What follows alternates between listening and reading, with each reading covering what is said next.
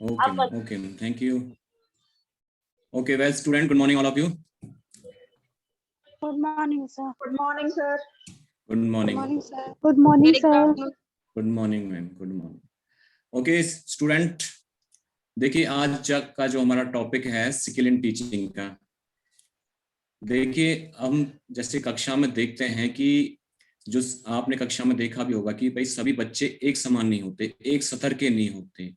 कुछ बच्चे क्या होते हैं, काफी इंटेलिजेंट होते हैं, कुछ बच्चे मीडियम स्तर के होते हैं, कुछ बच्चे बिल्कुल ही जैसे बोल सकते हैं ना कि बहुत ही औसत बुद्धि के होते हैं। ठीक है, तो इसलिए एक अध्यापक के लिए बहुत ज्यादा जरूरी हो जाता है कि जो विषय वस्तु वो कक्षा में पढ़ाने जा रहा है, और उसकी एक ड्यूटी भी बनती है कि भाई वो जो कुछ भी पढ़ाने क्लास में जा रहा है वो सभी वर्ग के बच्चों को समझ में आ जाए। यानी कि सिर्फ जो इंटेलिजेंट बच्चे हैं वो ही ना समझे, जो मिडिल बुद्धि वाले हैं वो, और जो औसत बुद्धि वाले हैं वो भी, सबको वो टॉपिक क्लियर आ जाए। तो अध्यापक के लिए बहुत ज्यादा जरूरी है कि वो अपने शिक्षण को प्रभावशाली बनाने के लिए कुछ शिक्षण कौशलों का कक्षा में वो प्रयोग करता है। ठीक है, ये जो हमारा टॉपिक है आज इसी के ऊपर है कि जो शिक्षण कौशल एक अध्यापक के द्वारा कक्षा में यूज की जाती हैं उनका हम देखेंगे कि वो कौन कौन सी हैं, और उनको मतलब क्या क्या चीजें उसमें हमें ध्यान रखना पड़ता है एक अध्यापक के लिए, जैसे आप आगे जाके एक अध्यापक बनने जा रहे हैं। देखिए, शिक्षण कौशल का अर्थ होता है शिक्षण कार्य में कुशलता, यानी कि हम जो भी कार्य करें उसको इस तरह अच्छा बनाएं कि मतलब उसमें ऐसे एक्टिविटी इंक्लूड करें कि सभी वर्ग के बच्चों को कक्षा में अच्छी तरह उनको समझ में आ जाए। शिक्षण कार्य करते हुए अध्यापक के कक्षा में हाव भाव जो भी क्रियाएं वो करता है सिखाने के लिए, वो सारी चीजें इसी में इंक्लूड हैं। यानी कि वो सारी चीजें जो अध्यापक द्वारा प्रयोग में लाई जाती हैं वो शिक्षण कौशल के अंतर्गत ही आती हैं। ठीक है, शिक्षक का जो शिक्षण है तभी प्रभावशाली होता है जब वो किसी भी शिक्षण कौशल का समुचित प्रयोग कक्षा में करता है, जिससे क्या फायदा होगा कि भाई जो शिक्षण वो कर रहा है वो सफल बन सकेगा, जो पढ़ाया जाना है वह सुगम और रुचिकर बने, और शिक्षण को बहुत ही प्रभावशाली ढंग से बच्चों के सामने प्रस्तुत कर सके। अतः हम कह सकते हैं जब शिक्षक जब कक्षा में शिक्षण के लिए जाता है और अपने शिक्षण को प्रभावशाली बनाने के लिए जो भी क्रियाएं करता है, जो भी एक्टिविटी करता है, वो सारी क्रियाएं शिक्षण कौशल कहलाती हैं। जैसे एग्जाम्पल के लिए हम देख लेते हैं, भाई व्याख्या देना, लेक्चर जैसे आप कह सकते हो, कुछ डेमो मतलब प्रदर्शन करना, डेमोन्स्ट्रेशन विधि हम कह सकते हैं, जैसे कोई चार्ट है, मॉडल दिखाया, या कुछ और विधि जैसे भी जो भी बच्चे को समझ में आ सके। टीचिंग एड्स का प्रयोग करके जो शिक्षण सहायक सामग्री वगैरह है उनका प्रयोग कर सके। ऑडियो विजुअल जो एड्स वगैरह हैं, जैसे प्रोजेक्टर वगैरह हैं, उनसे दिखाकर, और साथ साथ में कक्षा में पुनरावृत्ति देना, जैसे फीडबैक वगैरह देते हैं ना कि भाई कोई बच्चा बहुत अच्छा कर रहा है तो उसको बहुत शाबाश, अच्छा ऐसे करते रहो, तो इस प्रकार के वर्ड्स हम यूज करते हैं। अगर और एक दूसरी तरफ जैसे कुछ बच्चा क्लास को डिस्टर्ब कर रहा है तो उसको हम क्या है कि कुछ इस तरह से उसको एक्टिविटी में इंक्लूड करें कि भाई वो कक्षा में उसका ध्यान कक्षा में रहे, अनदर एक्टिविटी में उसका दिमाग ना चले। और जैसे कोई चीज जिस टॉपिक को आप पढ़ा रहे हैं उसके लिए आप एग्जाम्पल सेट करना, यानी कोई उदाहरण वगैरह उसके रिलेटेड बच्चों को साथ में देते रहना, तो ये सब क्या है शिक्षण कौशल के अंतर्गत ये सारी चीजें आती हैं। अगर हम डॉक्टर कुलश्रेष्ठ के अकॉर्डिंग देखें तो वो कहते हैं कि भाई शिक्षण कौशल शिक्षक के हाथ में वह वेपन है, यानी कि वेपन मीन्स वो हथियार है जिनका प्रयोग करने में वह कक्षा में शिक्षण क्रिया को सक्रिय प्रभावशाली बनाने के लिए करता है। यानी कि अध्यापक का एक प्रकार का ये वेपन है, यानी कि शस्त्र है कह सकते हैं, जिसका प्रयोग वो कक्षा को बहुत ही प्रभावशाली शिक्षण देने के लिए करता है इन शिक्षण कौशलों को।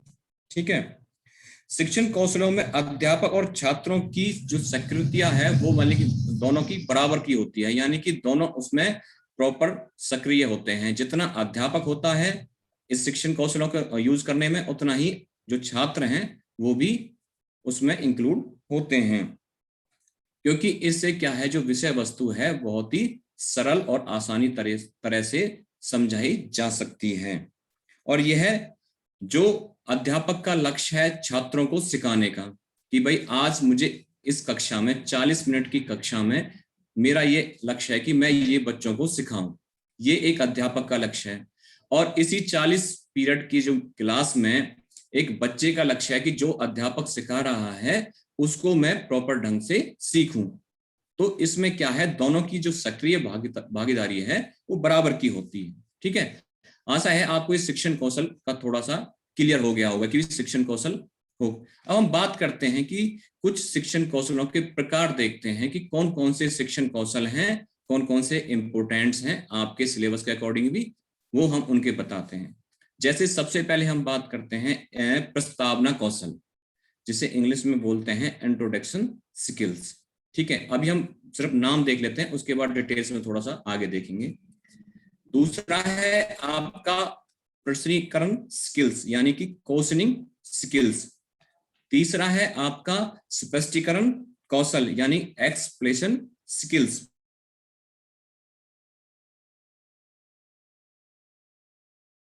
और फिफ्थ है आपका उद्दीपन परिवर्तन कौशल, यानी स्टिमुलस वेरिएशन स्किल्स।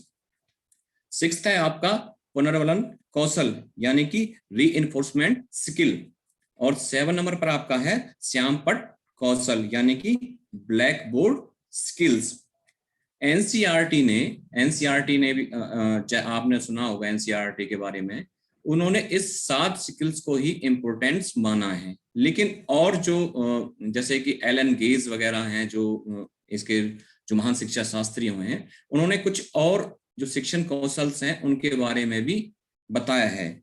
लेकिन जो एनसीईआरटी ने जो अभी हमने 7 आपको बताए हैं, इनको ही इंपोर्टेंस माना है। और भी कुछ जो शिक्षण कौशल्स वगैरह हैं वो जैसे खोजपूर्ण प्रश्न कौशल, यानी कि प्रॉबिंग क्वेश्चन स्किल्स। और एक है पाठ समापन कौशल, यानी कि लेसन क्लोजर स्किल्स। यानी कि ये जो स्किल्स के बारे में हमने आपको बताया है कि एक अध्यापक के लिए बहुत ज्यादा जरूरी है कि वो इन शिक्षण कौशलों का अपनी कक्षा में जब वो शिक्षण करने के लिए जाए तो इनमें शिक्षण कौशलों का वो प्रयोग करे। तभी क्या है कि जो उसका शिक्षण है बहुत ही अच्छा माना जाता है। अब हम देख लेते हैं थोड़ा थोड़ा इनके बारे में कि ये होता क्या है, इनके बारे में थोड़ा थोड़ा देख लेते हैं। जैसे एक है, सबसे पहले हमने बात करी प्रस्तावना कौशल, यानी स्किल ऑफ इंट्रोडक्शन। देखिए, ये सबसे महत्वपूर्ण हिस्सा है टीचिंग का अध्यापक का। जब कक्षा में अध्यापक प्रवेश करता है तो यह स्किल्स वहां से प्रारंभ हो जाता है।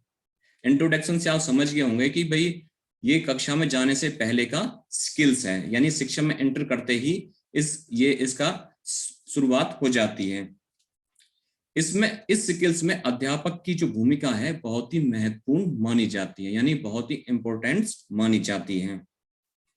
इसमें अध्यापक क्या करता है, जो छात्रों का जो पूर्व ज्ञान होता है, यानी उसकी जो प्रीवियस नॉलेज है, उसको क्या है नवीन ज्ञान जो वो पढ़ाने जा रहा है, यानी कि पहले क्या है कि जो टॉपिक वो आज कक्षा में पढ़ाने वाला है उसको वो बच्चों से थोड़ा सा जो उनकी प्रीवियस नॉलेज है उसके बारे में पता करता है कि भाई जिस टॉपिक को मैं पढ़ाने जा रहा हूँ उसकी जो छात्र हैं उनको उसमें कितनी नॉलेज है, यानी उनकी प्रीवियस नॉलेज चेक करता है। इस प्रीवियस नॉलेज के आधार पर ही वो क्या करता है, उसमें नवीन ज्ञान जोड़ता है, यानी कि जो वो पढ़ाने जा रहा है उसका काम फिर उससे आगे शुरू होता है। ठीक है, इसमें क्या है, इसका जो स्टार्टिंग है वो क्या किया जाता है, क्वेश्चनों से शुरू किया जाता है, यानी प्रश्नों से शुरू किया जाता है, क्योंकि इसमें छात्रों की इससे क्या है, जब अध्यापक छात्रों से क्वेश्चन पुट अप करता है तो छात्रों में इसके प्रति क्या है, जिज्ञासा उत्पन्न होती है। जैसे कोई अध्यापक, अगर हम मान लें कोई बच्चा कोई अध्यापक कक्षा में जाता है और वो जाते ही अपने टॉपिक के बारे में सीधा बस पढ़ाना शुरू कर देता है, तो थोड़ा उसमें बच्चे कंफ्यूज हो जाते हैं कि और कुछ समझ ही नहीं पाते कि आज सर पढ़ाने क्या जा रहे हैं। तो ये सबसे पहले इंपॉर्टेंट स्किल्स माना जाता है आपका इंट्रोडक्शन स्किल्स का। टॉपिक पढ़ाने से पहले आपको क्या है, एक उसकी प्रस्तावना बनानी पड़ती है एक अध्यापक के द्वारा। जैसे हम एक छोटा सा एग्जाम्पल लेके समझते हैं, थोड़ा सा आपको क्लियर हो जाएगा इंट्रोडक्शन कैसे शुरू करना है। जैसे शिक्षक को आज एक टॉपिक पढ़ाना है कि भाई वो बच्चों से उसके बारे में प्रीवियस नॉलेज शुरू करता है। जैसे वो बच्चों से पूछता है कि भाई जो आर्द्र वायु होती है ये ऊपर उठने से क्या होता है। ठीक है, साइंस वाले बच्चे समझ जाएंगे बिल्कुल इस बात में जो मैं कहना चाह रहा हूँ। और ये जो और भी जैसे हैं हमारे एसएसटी के जो भी हैं वो भी बच्चे इसको समझने में कोई दिक्कत नहीं होगी। जैसे पूछता है कि भाई आर्द्र वायु के ऊपर उठने से क्या होता है। ठीक है, छात्रों का जवाब होता है सर वो ठंडी होती है। ठीक है, फिर अध्यापक को लगा कि भाई इनको इनको आंसर इनको आता है।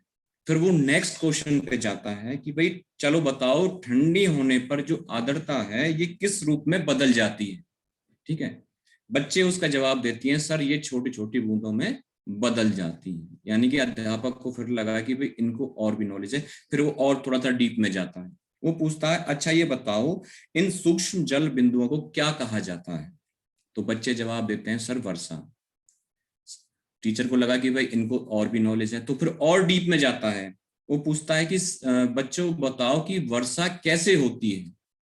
तब यहां जाके बच्चे चुप हो जाते हैं।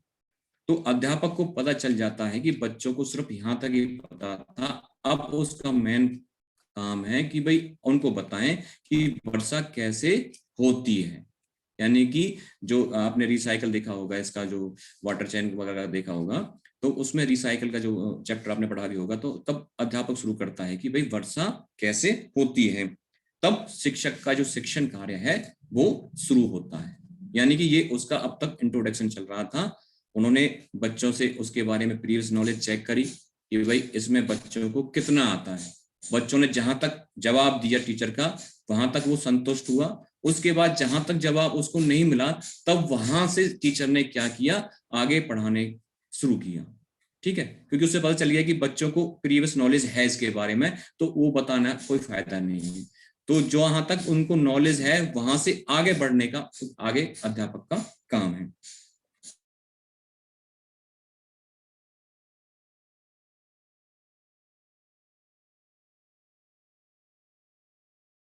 जो टॉपिक वो पढ़ाने जा रहा है वो बच्चा क्या है उसकी तरफ इंटरेक्ट होता है, यानी आकृष्ट होता है कि आज सर कुछ अलग से कुछ पढ़ाने वाले हैं।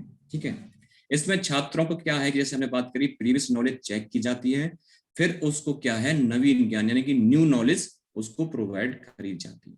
ठीक है, और जो टॉपिक अध्यापक पढ़ाने जा रहा है उसको सरल और रुचिकर बनाने में इंट्रोडक्शन स्किल्स का बहुत ही महत्वपूर्ण रोल या भाग जो हम कह सकते हैं। ठीक है, अब हम इसके जो कंपोनेंट्स हैं, इसके घटक हैं, हमें क्या क्या चीजों को इसमें ध्यान रखना है वो चीजें हम देख लेते हैं कि भाई अध्यापक के लिए कुछ चीजें ऐसी भी हैं कि इसमें उसको ध्यान रखना है कि भाई उसमें ये गलतियां ना हो जाएं। जैसे सबसे पहले क्या है कि जैसे अभी मैं बात करें कि छात्रों की जो प्रीवियस नॉलेज है उसको पहले चेक करना है कि इनको इस टॉपिक के रिलेटेड कितनी चीजें पता है, यानी कितना इनको नॉलेज है। शुरुआत में उससे रिलेटेड वो क्या है क्वेश्चन करेगा। ठीक है, जैसे जो क्वेश्चन अध्यापक द्वारा किए जाएं वो एक श्रृंखलाबद्ध में हो, यानी सीरियल टाइप में हो। ऐसा ना हो कि आपने एक क्वेश्चन तो पूछ लिया कहीं और से और एक क्वेश्चन कहीं और से पूछ लिया, ऐसा ना हो। प्रस्तावना कौशल में ये होता है कि आपको क्या है एक सीक्वेंस वाइज क्वेश्चन बनाने पड़ेंगे, तभी बच्चों को वो बहुत ही बेटर तरीके से समझ में आएगा।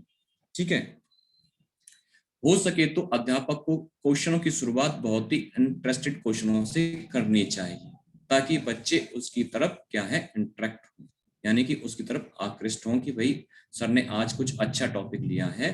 क्योंकि अगर हम स्टार्टिंग से टॉपिक की जो हार्डनेस है उसके बारे में बात करने लगेंगे तो बच्चे भी उस पर पूरा प्रॉपर तरीके से ध्यान नहीं देंगे।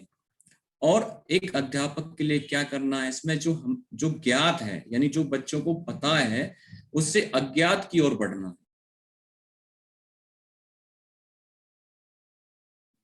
यानी कि जो चीजें बच्चों को नहीं पता है वहां के लिए बढ़ना है। और जो कथन और प्रश्न है यानी जो क्वेश्चन हम पुटअप कर रहे हैं बच्चों को इंट्रोडक्शन स्किल्स में, वो आपके टॉपिक से ही रिलेटेड होने चाहिए। ऐसा नहीं है कि टॉपिक तो आप पढ़ा रहे हैं रिसाइकिल बिन का और आपने क्वेश्चन पुटअप कर रहे हैं किसी अनदर टॉपिक्स का, तो ऐसा भी नहीं होना चाहिए। और क्वेश्चन हो सके तो ऐसे हो जिसमें बच्चे कुछ अपनी तरफ से अलग से जवाब दे सके, यानी उसमें जिज्ञासा उत्पन्न हो उनमें क्वेश्चनों का आंसर देने के लिए। ठीक है, तो अब इसमें अध्यापक के लिए और क्या जरूरी हो जाता है कि भाई जो छात्र के जो पूर्व ज्ञान है यानी कि उसको पता होना चाहिए कि वो जिस लेवल के बच्चों को पढ़ाने जा रहा है, यानी जिस कक्षा में 9th के हैं, 8th के हैं, 10th का है, किसी भी उसका लेवल उसको पता होना चाहिए अध्यापक को कि भाई इनका लेवल ये है और ये चीजें इनको शायद इतना पता होगा और इतना नहीं। तो ये उसको सही अनुमान लगाना एक अध्यापक के लिए बहुत ज्यादा जरूरी है। जो इंट्रोडक्शन स्किल्स में जो प्रश्न वगैरह हैं वो सरल स्पष्ट होने चाहिए, यानी कि इसमें ऐसा ना हो कि आपने बहुत ही हार्ड क्वेश्चन रख दिए स्टार्टिंग में ही प्रस्तावना कौशल में कि भाई जो बच्चों को समझ से बाहर हो। ऐसे क्वेश्चन भी हमें इसमें नहीं रखने हैं, हमें सिर्फ उन्हीं क्वेश्चनों को रखना है जो बहुत ही सरल और स्पष्ट हो। ठीक है, और जो प्रश्नों का जो आकार है यानी कि जो क्वेश्चन हमें रखने हैं इसमें वो लिमिटेड हो। ऐसा ना हो कि आपने पूरी कक्षा क्वेश्चनों में ही निकाल दी, जो 40 मिनट का पीरियड है वो आपने प्रस्तावना कौशल के क्वेश्चनों में ही निकाल दी, कक्षा खत्म हो गई, समाप्त हो गई। तो इस प्रकार की चीजें भी हमें नहीं करनी है।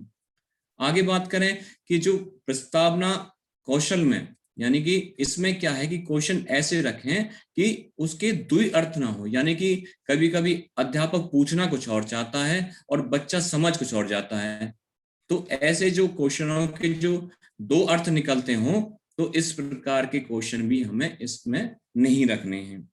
और इसमें जो प्रश्नों की जो संख्या सीमित मानी गई है एनसीईआरटी के अकॉर्डिंग अगर हम देखें तो 3 या 5 क्वेश्चन प्रस्तावना कौशल के अंदर वो एक अच्छी संख्या मानी जाती है कि भाई प्रस्तावना कौशल में सिर्फ 3 या 5 क्वेश्चन होने चाहिए, इनके बीच में होने चाहिए।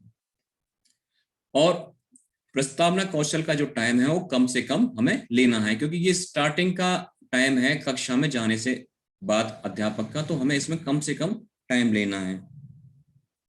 और हमने इसके बारे में बात ही कर ली कि भाई जो बच्चों की जो मानसिक आयु है उसका भी टीचर को ध्यान में इसमें रखना है।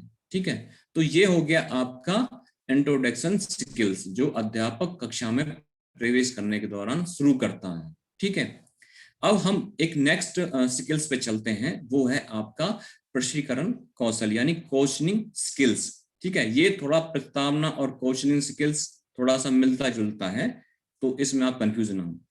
ठीक है, यह शिक्षण कौशल में अध्यापक छात्रों से प्रश्न किस तरह पूछते हैं उस क्वालिटी को छात्रों में इंप्रूवमेंट करना चाहता है। यानी कि आपने देखा होगा कि कुछ छात्र क्या होते हैं, अध्यापक पढ़ा रहा होता है, ठीक है, और क्या करता है कि अगर अध्यापक उनसे पूछे ना तो वो अगर उनको समझ में भी नहीं आए तो वो अध्यापक से उसके मतलब क्वेश्चन पुटअप नहीं करेंगे। ऐसे भी बच्चे कक्षा में होते हैं। तो अध्यापक का जो मुख्य उद्देश्य होता है स्किल्स के द्वारा, तो ऐसे बच्चों में क्वेश्चन पुटअप करने का यानी कि उसमें जिज्ञासा उत्पन्न करने की जो है इस तरीके इस शिक्षण कौशल की सहायता से वो बच्चों में देता है। ठीक है, इसमें छात्रों में क्या है कि जो प्रश्नों की जो संरचना है जो उचित रूप से करने की क्षमता प्रदान करना, यानी कि छात्रों को क्या है कि वो अपने टॉपिक से रिलेटेड अध्यापक से क्वेश्चन पूछ सकें, अध्यापक द्वारा पूछे गए प्रश्नों का जवाब दे सकें। ठीक है, तो इसमें और क्या ध्यान रखना है, जो प्रश्न हमें क्या है उचित गति एंड आवाज से पूछने चाहिए। ऐसा ना हो कि भाई कक्षा जैसे आपकी है, आपको इतने धीरे भी नहीं बोलना है कि सिर्फ आगे वाले बच्चों को ही सुनाई दे, ठीक है, और जो पीछे वाले जो बच्चे हैं उनको बिल्कुल सुनाई ना दे। और हमें इतनी तेज भी नहीं बोलना है जो साइड में आपकी क्लास लग रही हो वो भी डिस्टर्ब हो। तो इसमें हमें क्या है कि अपनी आवाज और लय का भी ध्यान रखना है। और कक्षा में जो निर्धारित समय है, यानी कि जो निश्चित समय है कक्षा में कि भाई इतने समय में आपको क्वेश्चन पुटअप करने हैं छात्रों को, इस चीज का भी हमें ध्यान रखना है कि भाई किस समय जो छात्रों को क्वेश्चन पूछने हैं। ऐसा ना है कि भाई कक्षा में अध्यापक पढ़ा रहा है और अध्यापक जो छात्र हैं वो अपना क्वेश्चन पुटअप कर दें, ऐसा नहीं है। उसके लिए भी क्या है, समय निश्चित होता है इस स्किल के में, ठीक है। छात्र प्रश्नों का जो उत्तर है सहजता से दे सकें, इस प्रकार का इंप्रूवमेंट इस स्किल्स के द्वारा अध्यापक को छात्रों में देना होता है। जैसे एक एग्जाम्पल से हमने इसको समझते हैं। जैसे अध्यापक आज एक कोई टॉपिक समझाना चाहता है अध्यापक छात्रों को, तो शुरुआत करता है कि भाई वो बच्चों से पूछता है कि भाई अगर हम किसी वस्तु को बाजार में जाएं, किसी वस्तु को खरीदना है, यानी कि हमको उसको परचेज करना है, तो हम किस प्रकार से करेंगे। तो छात्रों का जवाब हुआ, सर हम इसको रुपीज यानी इसके जो पैसे वगैरह हैं वो हम देके उस चीज को हम खरीद सकते हैं, ठीक है। थोड़ा ध्यान देना चीज के ऊपर। अध्यापक ने पूछा कि भाई हम बाजार जाते हैं और बाजार में हमें कुछ वस्तु खरीदनी है, उसका भुगतान हमें कैसे करना है। तो बच्चों ने जवाब दिया, जनरल सी बात है, आजकल छोटे छोटे बच्चे भी बता देंगे सर पैसों से ही कर सकते हैं, ठीक है। अध्यापक ने क्या किया, बहुत ही सिंपल क्वेश्चन से स्टार्ट किया। फिर अध्यापक ने उस क्वेश्चन, उस टॉपिक से रिलेटेड क्वेश्चन को और थोड़ा सा हार्ड बनाया। उसने पूछा कि अच्छा चलो बताओ, अगर हमारे पास कैश ना हो तो उसका भुगतान हम कैसे करें। तो छात्र जवाब देते हैं, सर हम चेक से भी क्या कर सकते हैं, उसका भुगतान कर सकते हैं, किसी वस्तु का जो भी हम खरीदना चाहते हैं, ठीक है। तो अध्यापक को लगा ठीक है भाई, अच्छा ये बताओ चेक कितने प्रकार के होते हैं। तो छात्रों का जवाब हुआ, सर साधारण चेक और धारक चेक और रेखांकित चेक, ठीक है। तो अध्यापक ने फिर पूछा, अच्छा बताओ रेखांकित चेक क्या होता है। अब यहाँ बच्चे चुप हो जाते हैं, ठीक है। तब यहाँ से अध्यापक शुरू करता है कि चलो आज हम इसके विषय में पढ़ेंगे कि हम जो आज कोई अगर कोई वस्तु हम खरीदते हैं या कुछ करते हैं, उसका भुगतान हम चेक से भी कर सकते हैं, वो किस प्रकार के होते हैं, कितने प्रकार के होते हैं। यहाँ से वो अपना टॉपिक आगे वो शुरू करता है, ठीक है। अब इसमें जो प्रश्नों की संरचना है वो कैसी होनी चाहिए, इसके बारे में देख लेते हैं। वही पहली बात जैसे हमने इंट्रोडक्शन में देखी थी कि भाई जो विषय वस्तु से क्या है उससे रिलेटेड क्वेश्चन होने चाहिए। जो भी कक्षा में बच्चे टॉपिक पढ़ाना है उससे रिलेटेड ही क्वेश्चन होने चाहिए। और प्रश्नों में क्या है, विशिष्टता होनी चाहिए, यानी कि ऐसा ना हो कि आपने बहुत ही इजी क्वेश्चन उनसे पूछ लिए हैं जिनका जवाब सबको ही आता हो। कुछ उसमें क्या है, प्रश्नों में क्या है, विशिष्टता भी होनी चाहिए, यानी कि कुछ उच्च दर्जे के भी क्वेश्चन उसमें होने चाहिए। और उचित गति से क्वेश्चन पूछना चाहिए, जैसे आवाज, अपने टाइम, लय वगैरह में, कि किस प्रकार से हमें बच्चों से क्वेश्चन पूछना है। और जो क्वेश्चन कितना होना चाहिए, जिससे क्या है कि जो जितने भी छात्र हैं उस पर वो फोकस कर सकें, यानी सभी छात्रों को तो मतलब इतना टाइम नहीं मिल पाएगा कि भाई सभी छात्रों से एक एक करके क्वेश्चन पुट अप कर सकें। मतलब इस प्रकार से वो क्वेश्चन पूछे कि भाई जो सभी छात्र हैं कि भाई उस पर क्या है फोकस कर सकें। और ना ही व्यर्थ में क्वेश्चन और आंसर को एक अध्यापक को और एक छात्र के लिए उसे बार बार दोहराना भी इसमें नहीं है। उचित संख्या में प्रश्न हो, यानी कि जैसे हमने इंट्रोडक्शन में देखा कि 3 से 5 के बीच होना चाहिए, ऐसी प्रश्न कौशल में क्या है कि इसमें भी सीमित संख्या होनी चाहिए, ठीक है। और जो हम क्वेश्चन बना रहे हैं इसमें बच्चों को पूछने के लिए, वो उनकी जो मेंटल एज है, यानी कि जो उनकी मानसिकता है उसके अकॉर्डिंग होना चाहिए छात्रों की। एक समय में सिर्फ एक ही प्रश्न पूछना चाहिए, ऐसा नहीं है कि आपने एक क्वेश्चन का जवाब मिला नहीं, दूसरा क्वेश्चन आपने पुट अप कर दिया। इस चीजों को भी हमें देखना है कि भाई सिर्फ हमें वन टाइम में सिर्फ एक ही क्वेश्चन पूछना है, अगर उसका जवाब मिल जाता है फिर हमें आगे नेक्स्ट क्वेश्चन पर बढ़ना है। और एक दूसरा इंपॉर्टेंट चीज इसमें ये है कि जैसे कक्षा में क्या होता है कि हमने बात करी कई तरह के छात्र होते हैं। एक छात्र क्या है कि जो कक्षा चल रही है उसमें सपोर्ट करने वाले होते हैं कि भाई टीचर पढ़ा रहा है तो मुझे भी पढ़ना चाहिए, ठीक है। और एक वर्ग छात्रों का ऐसा भी होता है उसमें से, वो क्या है कि वो टीचर को डिस्टर्ब करने के लिए भी मौका ढूंढते रहते हैं। तो सबसे पहले ऐसे चीजों को अध्यापक को पहचान लेना चाहिए कि भाई ये क्लास में ये बच्चे हेल्प कर सकते हैं शिक्षण कार्य को सफल बनाने के लिए, और ये बच्चे, ये वर्ग के बच्चे ऐसे हैं जो शिक्षण को डिस्टर्ब कर सकते हैं। तो अध्यापक के लिए जरूरी है कि ऐसे बच्चों को फोकस में लाने के लिए, यानी कि उनका ध्यान शिक्षण कार्य में लगाने के लिए, उन पर जो क्वेश्चनों की जो वजह से पूछते हैं ना, उनसे स्टार्ट करना चाहिए। ठीक है। और क्वेश्चन ऐसे हैं जो छात्रों को प्रेरित करें, यानी कि उनको, जैसे कि भाई कोई चीज, जैसे बच्चा आज नया सीखने जा रहा, तो उनको प्रेरित हो कि आज मुझे कुछ अच्छा, कोई नया कुछ सीखने को मिलेगा। और हमेशा ऐसे प्रश्न पूछे जाने चाहिए जिनके उत्तर बिल्कुल ही स्पष्ट हों। ठीक है। ऐसा ना हो कि भाई एक क्वेश्चन आपने ऐसा पूछ लिया कि वो उसके आंसर देने में बच्चा कंफ्यूज हो जाए कि भाई इसका आंसर ये भी बनता है, इसका आंसर ये भी हो सकता है। ऐसा ना हो कि उसका आंसर बिल्कुल स्पष्ट हो। और हो सके तो ऐसे क्वेश्चन पुटअप ना करें जो अधूरे हों। ठीक है। अब इन क्वेश्चन स्किल्स का इतना इंपोर्टेंस क्यों है, इसमें क्या है, इसकी इंपोर्टेंस हम इसलिए इसकी ज्यादा मानते हैं कि इसमें क्या होता है, जो छात्रों में क्या है कि जो उनका अधिगम है उसकी जांच कर लेता है अध्यापक कि भाई इसमें जो बच्चा है, जो उसमें वो कितना, बच्चा जो अधिगम कितना वो कर सकता है, और जो विषय वस्तु है उसको क्या है, उसमें रुचि और उत्सुकता लाने के लिए अध्यापक इन प्रश्नों को उसमें शामिल करता है। ठीक है। कक्षा में प्रश्न पूछना एक मनोवैज्ञानिक कला माना जाता है। ठीक है। कई शिक्षा शास्त्रियों ने ये तर्क दिया है कि भाई कक्षा में आप अगर बच्चों से अपने टॉपिक से रिलेटेड बीच में क्वेश्चन पूछते हैं, निर्धारित समय में क्वेश्चन पूछते हैं, तो वो क्या है, एक अच्छा माना जाता है।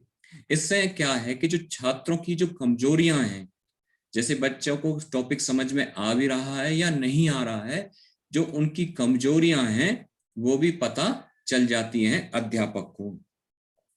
और इस प्रकार के जो स्किल्स को यूज करने से क्या है, कक्षा में जो डिसिप्लिन है, अनुशासन है, वो बना रहता है। अगर हम छात्रों की दृष्टि से देखें कि भाई इस स्किल्स का इतनी इंपॉर्टेंस और क्या क्या हो सकती है, तो उसमें क्या है, जो छात्र सोचते, समझने और क्रियाशील रहने की प्रेरणा मिलती है। कि जब छात्र को ये होता है कि भाई बीच में जो हमारे अध्यापक हैं क्वेश्चन पुटअप करेंगे इस टॉपिक से, तो वो क्या है, टॉपिक में थोड़ा सा ध्यान लगाएगा कि भाई ऐसा ना है कि उसका ही नंबर आ जाए कक्षा में पूछने में, तो वो उसमें क्या है, थोड़ा सा क्रियाशील हो जाता है। और कुछ छात्र ऐसे भी होते हैं जो बहुत ही उच्च लेवल के होते हैं, उनमें जिज्ञासा उत्पन्न होती है इस प्रकार के, जैसे अध्यापक ने कुछ क्वेश्चन पुटअप किए, तो जो बच्चे थोड़े से हाई लेवल के होते हैं तो उनमें दिमाग में चलता रहता है कि सर ने तो ये तो बता दिया, लेकिन ये कैसे होगा, तो वो उनके दिमाग में कोई क्वेश्चन और बनते रहते हैं। तो इस प्रकार की जिज्ञासा उसमें उत्पन्न होती है। और छात्रों में अध्यापक के साथ तर्क वितर्क करने की जो शक्ति है, जो क्षमता है, उसका भी विकास होता है इस तरह के प्रश्न कौशल का यूज करने पर। ठीक है। छात्रों को स्वयं मूल्यांकन करने में भी इसमें मदद मिलती है। छात्रों को पता चल जाता है कि भाई उसको कितना इस टॉपिक के रिलेटेड में समझ में आया। वो स्वयं अपने से भी क्वेश्चन कर सकता है कि इसका आंसर ये हो सकता है, इसका नहीं हो सकता, यानी कि वो सेल्फ एवल्यूएशन वगैरह इसका कर सकता है। इसमें जो छात्रों की जो अभिव्यक्ति है उसका भी विकास होता है, यानी सेल्फ कॉन्फिडेंस का भी उनमें विश्वास का भी जो उसमें पैदा होती है। ठीक है। जैसे अब अध्यापक ने अपना टॉपिक पढ़ा दिया, अब वो ये देखना चाहता है कि भाई जो टॉपिक मैंने पढ़ाया है वो बच्चों को कितना समझ में आया है या नहीं। तो इसकी दोहराई करने के लिए भी वो क्या है, इसमें वो क्वेश्चन पूछ सकता है बच्चों से कि भाई आज मैंने टॉपिक पढ़ाया, तो बताइए उसमें से ये इस क्वेश्चन का जवाब ये कैसे होगा। तो इस प्रकार वो क्या है, एक प्रकार से एक लेसन रिवीजन हो जाता है दोबारा से। ठीक है। और इसमें ये फायदा भी मिलता है, जैसे जो छात्र क्या होते हैं जो पूछने से डरते हैं, यानी कि वो उनको समझ में आया है या नहीं आया है, वो अध्यापक से पूछते ही नहीं है, तो उनमें भी क्या है कि थोड़ा सा उसमें उनका डर निकल जाता है इस प्रकार के शिक्षण कौशलों का प्रयोग करने से। ठीक है। और जो छात्र हैं वो क्या है, चिंतनशील बने रहते हैं पूरी कक्षा के दौरान। ठीक है। अगर हम देखें, एक हम काल्विन जो महान शिक्षा शास्त्री हुए हैं, उन्होंने कहा है कि कोई भी अध्यापक शिक्षण में सफलता प्राप्त नहीं कर सकता जब तक कि भाई उसको प्रश्न पूछने की कला ना आती हो। कहने का मतलब ये है कि जो काल्विन नाम के जो एक शिक्षा शास्त्री हुए हैं, उन्होंने कहा है कि भाई अगर एक अध्यापक को कक्षा में प्रश्न पूछने की कला नहीं आती हो तो तब तक वो अच्छा अध्यापक या अच्छा प्रभावशाली शिक्षण नहीं कर सकता। ये उनके अकॉर्डिंग अगर हम देखें तो ठीक है। तो ये हमने देख लिया आपका, जो हमने देखा जो क्वेश्चनिंग स्किल्स है, ये हमने देख लिया। पहले हमने इंट्रोडक्शन स्किल्स देखा, सेकंड पे हमने क्वेश्चनिंग स्किल्स देखा। अब एक छोटा सा और है और देख लेते हैं, ठीक है। इसको हम कहते हैं दृष्टांत कौशल यानी इलस्ट्रेशन स्किल्स। इसका अर्थ है कि हम किसी विषय वस्तु को समझाने के लिए उदाहरण यानी एग्जाम्पल के द्वारा कक्षा में बच्चों को सिखाएं। यानी जो भी टॉपिक हम पढ़ा रहे हैं उससे रिलेटेड हम एग्जाम्पल पहले बच्चों को दें, उसके बाद फिर अपना जो भी हम विषय है उसको पढ़ाएं। साथ साथ में हम एग्जाम्पल वगैरह का भी क्या है यूज करते रहें। इससे क्या है, छात्रों में क्या है कि जो टॉपिक के विषय में क्या है कि जो उसकी जो इम्पोर्टेंस है वो इम्पोर्टेंस वो बनी रहती है, ठीक है। और विषय वस्तु को रोचक बनाने के लिए वो सहायक शिक्षण जो सामग्री वगैरह है उसका भी प्रयोग करें। अगर हम टाइप्स ऑफ इलस्ट्रेशन का देखें कि भाई कितने प्रकार का होता है, जो दृष्टांत कौशल होता है वो कितने प्रकार का होता है। जैसे एक होता है मौखिक या शाब्दिक, जिसमें अध्यापक क्या यूज करता है, जैसे कोई कहानी सुना दी या कोई लेख के बारे में बता दिया, कोई घटना के बारे में जिक्र कर दिया कि भाई ऐसा हुआ था। ये चीजें सब आती हैं उसके मौखिक में। ये हम मौखिक की बात कर रहे हैं। जो शाब्दिक है, दूसरा जो इसका जो टाइप है वो है आपका अशाब्दिक। यानी कि इसमें क्या है, जो आप अध्यापक बोलता नहीं है, सिर्फ उनको क्या है उससे रिलेटेड क्या है जो सामग्री है वो दिखाता है। जैसे एक एग्जांपल हम देखते हैं, जैसे कि जो बच्चों को क्या है, जैसे छोटे बच्चों को आपको क्या है कि भाई जंगल के बारे में पढ़ाना है, भाई फॉरेस्ट के बारे में पढ़ाना है, ठीक है। अगर पॉसिबल ना हो दिखाने के लिए कि भाई हम वहां बच्चों को नहीं ले जा सकते हैं, तो हम क्या है कि उसका कोई चार्ट या मॉडल वगैरह या कोई एग्जांपल जैसे हम सेट कर सकते हैं बच्चों को दिखाने के लिए कि भाई इस प्रकार का फॉरेस्ट होते हैं, क्या इस प्रकार की पर्वत होते हैं, इस प्रकार की चट्टानें होती हैं, या इस प्रकार की नदियां होती हैं, समंदर होते हैं। तो हम क्या है ये चीजें दिखा सकते हैं, यानी एक प्रकार से एग्जाम्पल दे सकते हैं, ठीक है। इसके द्वारा क्या है, जो शिक्षक जो जटिल चीजें हैं, जो जटिल टॉपिक्स कह सकते हैं, बहुत ही ज्यादा जो हाई लेवल के टॉपिक्स हैं, उनको क्या है कि एग्जाम्पल की सहायता से हम बच्चों को बहुत ही आसान तरीके से समझा सकते हैं, ठीक है। जैसे एक एग्जाम्पल से हम समझते हैं कि जैसे अध्यापक बच्चों से पूछता है कि भाई ये बताओ कि जो एक मकान है उसमें कितने रूम होते हैं। तो छात्र जवाब देते हैं सर कई रूम्स हो सकते हैं, ठीक है। तो वो आगे पूछता है कि भाई रूम्स में दीवारें भी होती होंगी आगे। तो छात्रों का जवाब होता है सर कई दीवारें होती हैं, ठीक है।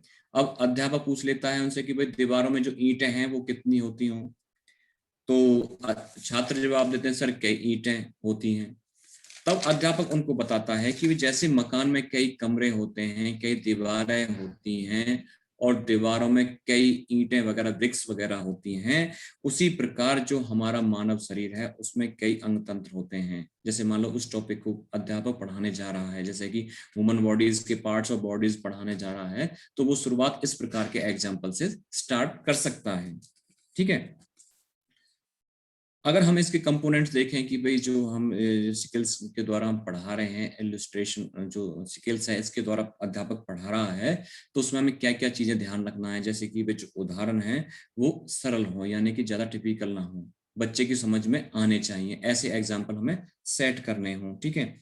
और जो एग्जाम्पल हैं वो बिल्कुल ही सुगम हो और सार्थक हो। यानी कि वो क्या है कि जो बच्चा अपनी जो डेली लाइफ में कुछ देखता है या प्रयोग करता है, इस प्रकार की चीजें को हमें एग्जाम्पल में लाना है। ऐसा ना हो कि बच्चे ने वो एग्जाम्पल जैसे जो हम अध्यापक दे रहा है कक्षा में, वो उस चीज के बारे में उसने बच्चे ने देखा ही ना हो, उसके बारे में सुना ही ना हो। तो इस प्रकार से भी बचना है, ठीक है। और जो उदाहरण देते हैं वो थोड़े से इंटरेस्टेड होने चाहिए, यानी कि उसमें रोचकता होनी चाहिए। और उदाहरण देते हुए हम जिस मीडियम का प्रयोग कर रहे हैं, शाब्दिक कर रहे हैं या अशाब्दिक कर रहे हैं, यानी कि वर्बली कर रहे हैं या नॉन वर्बली कर रहे हैं, जैसे हमने बात करी कौन कौन से होते हैं, उनका हमें बहुत ही अच्छी तरीके से प्रयोग करना है। तो इसके स्टेप्स क्या हैं कि भाई जो पाठ योजना बनाते समय ही, जब हम लेसन प्लान बनाते हैं कक्षा में जाने से पहले कि भाई आज हमें टॉपिक पढ़ाना है, तो उससे पहले ही हमें क्या है जो एग्जाम्पल्स वगैरह हैं उनको सेट कर लेना चाहिए कि भाई आज इस एग्जाम्पल के द्वारा भी मुझे ये कार्य, शिक्षण कार्य कक्षा में करना है, ठीक है। और जो एग्जाम्पल हम कक्षा में दे रहे हैं वो आपके टॉपिक से रिलेटेड होने चाहिए, यानी कि जो विषय आप पढ़ाना चाह रहे हैं वो आपके विषय से संबंधित होने चाहिए, यानी उससे वो मैच करते हो कि भाई जैसे जो टॉपिक हम पढ़ाना चाहते हैं उसी प्रकार का हम एग्जाम्पल सेट करें जो बच्चों को उसमें समझने में कोई परेशानी ना आए। और एग्जाम्पलों को बहुत ही प्रभावशाली ढंग से हमें छात्रों के सामने प्रस्तुत करना है, बहुत ही अच्छे ढंग से एग्जाम्पल छात्रों को के सामने देना है, ठीक है। इससे क्या है जो हम सामग्री यूज कर रहे हैं इलस्ट्रेशन स्किल्स में, यानी कि जैसे चार्ट हो गया, मॉडल वगैरह हो गया, जो भी चीज हम यूज कर रहे हैं वो बहुत ही अच्छे और आकर्षक हो, इंटरेक्टिव हो, यानी कि बच्चे उसकी तरफ मतलब देखकर सीख सकें, ठीक है। तो हम कह सकते हैं कि जिन कौशलों का आज हमने 3 कौशलों का आज हमने देखा कि भाई जो शिक्षण कौशल हैं वो अध्यापक के लिए कितने इम्पोर्टेंट्स हैं, कक्षा में उनका प्रयोग करना उनके लिए, उसके लिए कितना इम्पोर्टेंट्स है, ये हमने देखा। कौन कौन से होते हैं उनके नाम आपको बताए, उनके मेन जो 3 मुख्य थे वो उसके बारे में हमने थोड़ा सा डिस्कस किया, ठीक है। और थोड़ा सा आप इसको बुक्स में थोड़ा सा क्लियर करोगे तो आपको ये क्लियर हो जाएगा, ठीक है। तो आज के लिए इतना ही काफी है। नेक्स्ट क्लास होगी तब हम 1-2 और मॉडल्स के स्किल्स के बारे में देखेंगे कि कौन कौन सी स्किल्स और रहती हैं जिनका प्रयोग अध्यापक करता है, ठीक है। अब अपने कोई भी